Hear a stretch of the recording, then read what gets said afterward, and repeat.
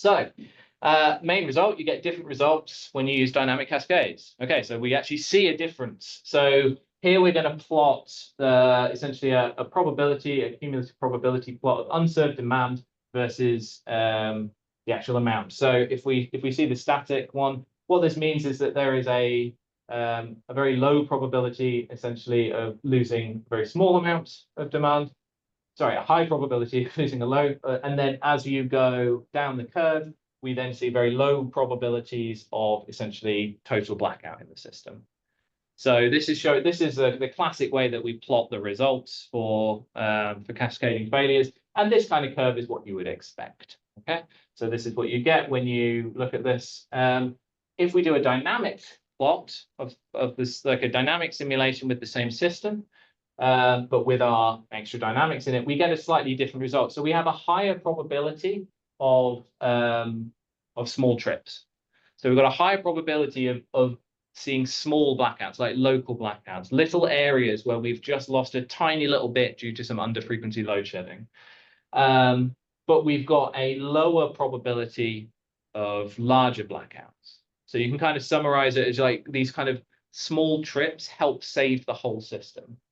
And so we're seeing this kind of difference in behavior, and this kind of difference maps through into other aspects. So here, this is a kind of customer-focused metric. So how much power is lost, how many customers are disconnected. This is more of an asset-focused one. So how many of my lines are lost? So we're looking at the percentage of lines in the system. How many of those are disconnected for different contingencies? And again, you see the same kind of curve. And this is getting up to whatever. So up here, we're losing just whatever these numbers would be. I don't know, 40% of all the lines in our system are being lost.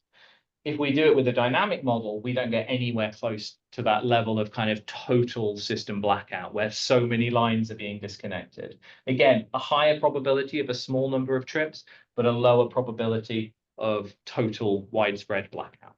So we see this kind of result, and this is all on the 200 bus system. If we then swap to the 2000 bus system, the actual shapes are kind of the same. It's just like moved, right? So it's slightly different place on the plot, but the underlying relationship is the same. So we still see the same thing. So a much lower probability of seeing huge numbers of lines disconnected. So we're seeing slightly different kind of behaviors in our cascades.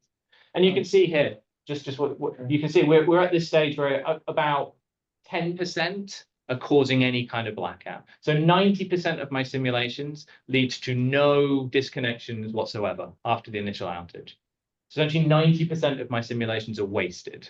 In terms of producing this result, they don't do anything. So that's why I want to try and find a way to find those initial contingencies that lead to these cases, as opposed to the 90% that lead to something else. Yeah, he had a question. Right. I guess we'll talk about that. I was wondering, how did you simulate the initial, events that is causing the cascading failure? Yeah, so it's an n-2, and it's a random selection, so purely random. I don't know how many. I will get to it slightly in terms of do we think these results have converged or not. And for the 200 bus system, yes, we think the results have converged. And for the 2000, not quite. I think this is about 1,000 or 2,000 n-2s. 1,000 n-2s is enough for this to be confident that the shape of this plot doesn't change. For this one, we're not quite there yet, but we essentially ran out of time. So yeah, so we're doing random. You could do other methods. So there's certainly techniques out there that once you find one contingency that causes a problem, you might want to like try and resample and use that information and go, okay, well, what if I keep this line and try some other lines, or keep the other line? And like there are more sophisticated search methods you could use to try and find more of that. The danger is that you don't then necessarily know how much you've shifted your search space. So at least if you use a purely random approach, we know that this is a true reflection of the probability.